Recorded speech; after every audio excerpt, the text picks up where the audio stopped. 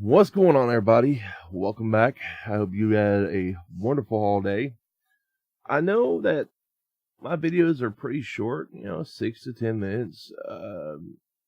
This will probably be a little bit longer, so we're going to go ahead and put the Twitter handle in the beginning of the video so you guys can go there and check that out. I don't really know what to say other than that. Just tweet me. But every time I've mentioned PC gaming in comparison to console gaming, I always get the same arguments, and these are what I call myths. It seems that console gaming manufacturers have corrupted people into believing that PC gaming is somehow too expensive to get into, somehow too awkward to get into. Only elite players play PC, only jerks play PC, only assholes play PC. It's really not true.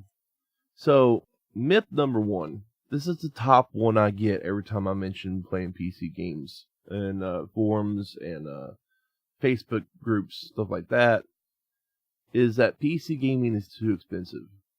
This all depends on what you want as a consumer. If you want a PC that will run just as well as a console, you could probably get one for about $300 to $400. It's all up to consumer experience. See, I have right now is this little guy right here. It is a Steam machine that I was able to take off the Steam OS and put on Windows. So now it runs everything I want it to run. And for the most part, it gets me by. And I have what I call an Elite Dangerous test. Because it's about the only PC game I play right now is Elite Dangerous. As long as I can play that game, I'm cool. Some people want more, but that's understandable. This PC I have will play more if I push more. I played Star Citizen on it. I played other shooters on it, Call of Duty, No Man's Sky, things like that, and they run just fine. And it cost me about $250 GameStop when the Black Friday sale was going on. So that's one option. Another option is you could build your own PC, and you can go on YouTube and look up do-it-yourself videos on how to do that. It don't take very much brain power to put a PC together, buy the parts, get it all into your house and put it together from scratch. It's a lot cheaper that way. I think a lot of this myth comes from the fact that people see iBuyPower PCs, Cyber Power PCs, Alienware PCs on in newspapers and Newegg or Tiger Direct, and they assume that these PCs are great PCs, and they're not. They are over cost because people have to assemble them in a factory, and you can eliminate that cost completely if you just go out and buy the parts yourself or catch one on sale. So the fact that gaming PCs are expensive is all really up to you, what your experience wants. What you want is an experience. If you want to play games at about 720 to 1080p at 60 frames a second, you can get what I've got, Steam Machine or an Alienware Alpha, and do okay. If you want 4K gaming, 60 frames a second, you're going to have to spend out a little bit more. At the end of the day, it's all a reflection on how much you're willing to put in, what you're willing to spend. Another one I get is I want to be able to sit down on my couch and play my PC, play my console wirelessly with my friends. I don't want to have to use the keyboard and mouse.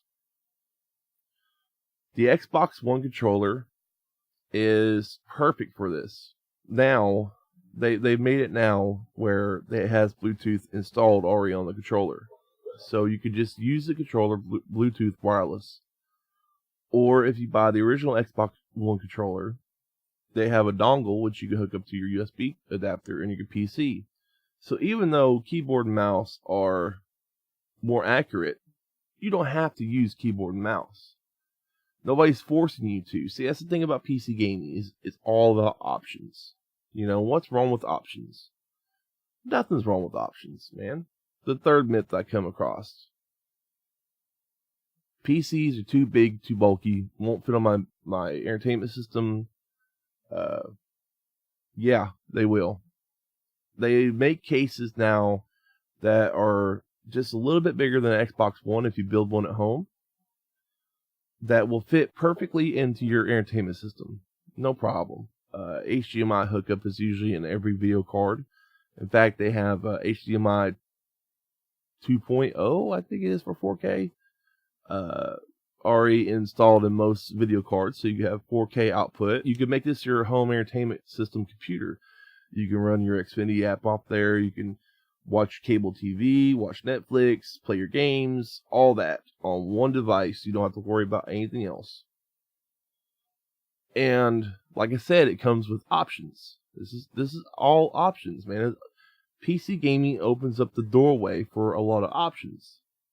And that's why I have decided to move away from consoles after this console cycle. Because Microsoft's putting all their exclusives on PC. And Sony's exclusives, I don't really care about them. They're just not my thing. There are people who do care about PlayStation exclusives. And to you, I mean, maybe you want to buy a PlayStation 5 when it comes out. But in terms of PlayStation exclusives, I don't really care. Microsoft has exclusives more catered to my taste in gaming. So with their Play Anywhere program being announced at E3, I think it was last year, this opens up the doorway for PC gamers to have the option to play games that would, usually not be on PC.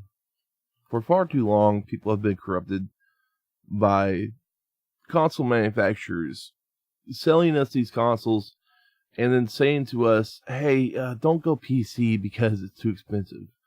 We'll offer you a service to get online with at $50 a year. Guess what? On PC, you don't have to pay anything but your cable bill.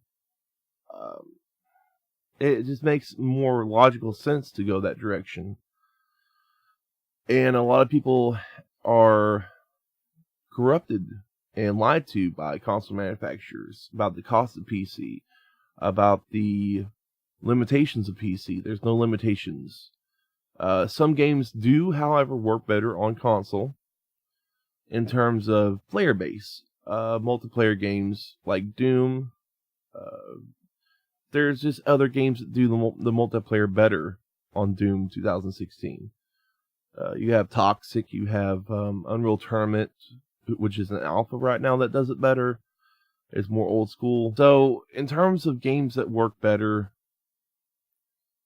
I would say that games like Doom and Call of Duty, Titanfall, are all console-geared games. But you have so many other games on PC that do them better that it equalizes it out.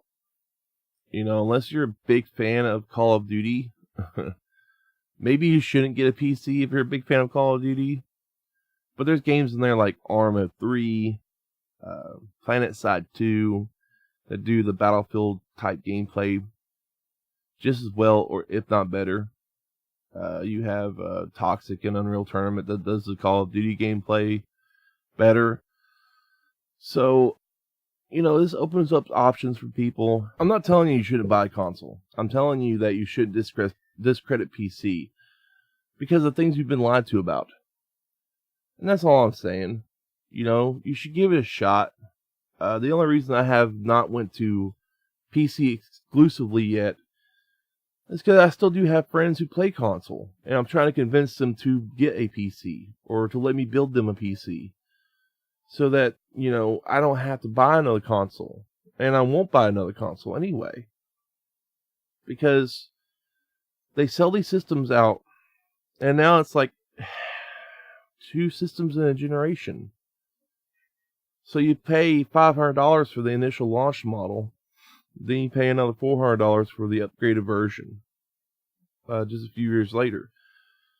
When you can buy a PC, and then if you want, you can get in about $400 and you can slowly upgrade that to like $100 here, $100 there. Or buy a really good PC for about, almost $1,000 and be set for about 10 years. So that's all I'm saying. You've been lied to your whole entire life. And I mean, I know it hurts to say that, to hear that. I know it hurts to hear that. But I'm talking to you from a place of a guy who, I'm coming from a place of, I've owned NES, I've owned Super Nintendo. I started out a Nintendo Entertainment System. I went to a Super Nintendo. I had a Sega Genesis. I worked my way up to PlayStation 1, PlayStation 2, 3, Xbox One, Xbox 360. I bought all these consoles, and at the end of the day, I could have just had a PC and just upgraded it every so often. So, and that would save me a lot of money in the long run, and in the short term as well. So, that's all I got, guys. Let me know your thoughts. Try not to be rude in the comment section. I'm not throwing off the consoles. I'm just saying, personally, I'm not going to do it again. And I'm just trying to make you guys aware of these myths are lies. And trying to open your eyes up a little bit. This is Jesse James King from 81 Studios, signing out.